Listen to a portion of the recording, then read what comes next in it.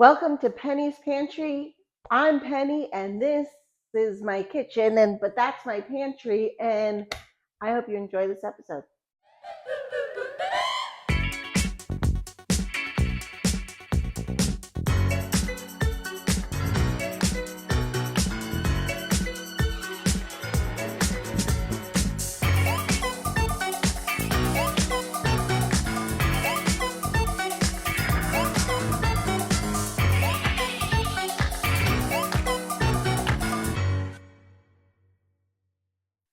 I just got back from my visit to Stump Creek Farms, and if you missed that video, go back and watch it. It's titled Stump Creek Farms, and it's a wealth of information. I toured their farm and learned a little about all the vegetables that they grow. We're going to go back there in a few weeks when they start harvesting pumpkins and other fall-ish type vegetables. But I am so excited about today because I am going to, for the first time, try angel hair spaghetti squash. I never had it before, so we're going to try it. But I also picked up a regular spaghetti squash. So how do we prep spaghetti squash? Now, some people do it different ways. What I like to do is I like to just cut off the stem here. So now I'm going to cut it long ways. So the bottom is on the bottom and the stem is on the top. And what I'm going to do is I'm just going to take my knife, I'm going to put it right where the stem is, and I'm just going to work my way into it. Just get it cut started. And so you could pick it up like that. And then what we're going to do is we're going to hit it down onto the counter.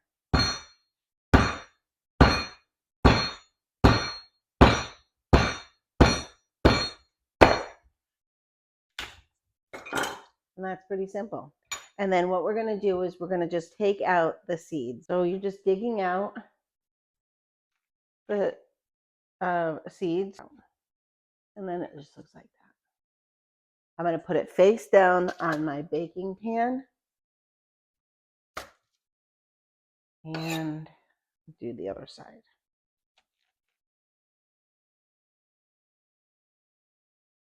As you're digging a spaghetti squash, you can keep digging and digging and digging, and it looks like you just keep getting, the discard stuff out. But once it comes out and you could see it starting to shred, leave it in. As long as the seeds are out, it really is fine. So put that on the baking pan. Okay, so this is your typical spaghetti squash. I'm going to do the same thing, cut off the stem. Okay, and I'm going to cut it the same way. I'm going to try to stand it up on its end, and I'm going to start it where the stem is. Now, be careful of your fingers, please. And if you can't get through the stem, you can always do it the other way. And there we go. So same thing, same idea. You're just going to scrape out the seeds upside down. Okay, these are the spaghetti squash. As I'm roasting the spaghetti squash, I'm going to also roast the butternut squash, the ones that I picked up. I picked up the honey butternut squash and then your typical butternut squash. So I'm going to open these basically the same way. I'm going to cross section them, and then I'm going to put them face down, and we're going to just roast them. Now these stems are easy to just pick off because they're small. But how we're going to eat it is we're going to eat it mashed. Now you can cube it and you can roast it, and that's great too. And I like that, and we'll probably do that in the fall for a few different dishes. But I just want to sample the flavor. So that's all I want to do with these two, because I want to compare the two. So we're going to do 2 of the honey squash, butternut squash, and 2 of the regular. And as we're firing up the oven, might as well do these at the same time, save some energy. But we will see how they taste when they're done. Okay, so I'm going to do the same way. I'm just going to cross section it down,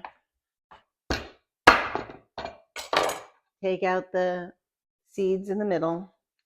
I guess I don't need the big spoon like this, but I'm going to leave it just like that and face down. Now, as I said, I'm going to do the spaghetti squash for 45 minutes to an hour. These I'm going to start checking in a half an hour at 400 because they're so little. And how do you check it? Well, you take a fork or a sharp knife and you stick it in, and if it's super soft, they're ready to go. If not, let them keep cooking.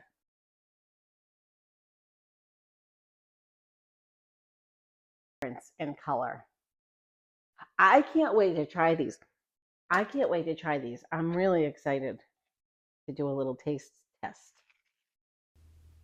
Into the oven they go. I'll see you in a bit. I'm going to let these cool so that I can handle them okay. I don't want them to be cold. I just want them to be cool. Right now they're 400 degrees. So I'm going to wait and we're going to do a taste test. Okay, so these are a little bit easier to handle. This is the darker one that I can't remember the name.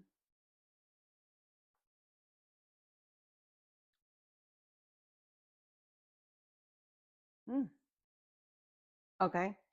And then this is the typical butternut.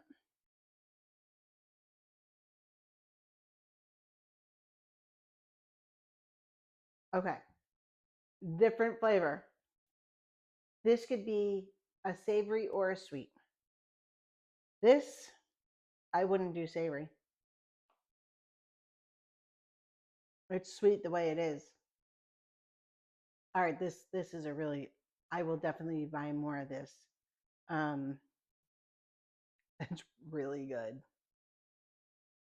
Okay, so what I'm going to do is I'm going to change forks, although this is for my family and nobody really cares, but I'll change forks.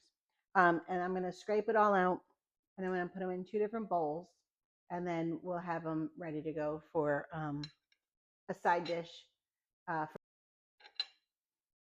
Okay, so I'm going to do the darker squash.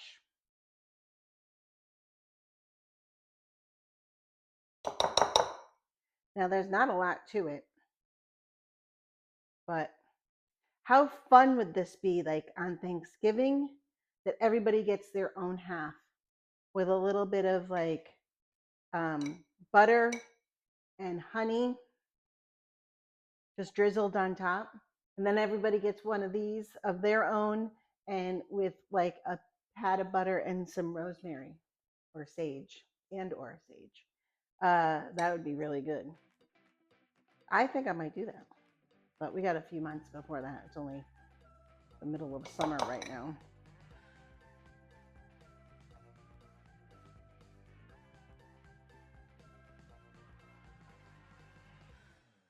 This is the lighter, the more typical flavor.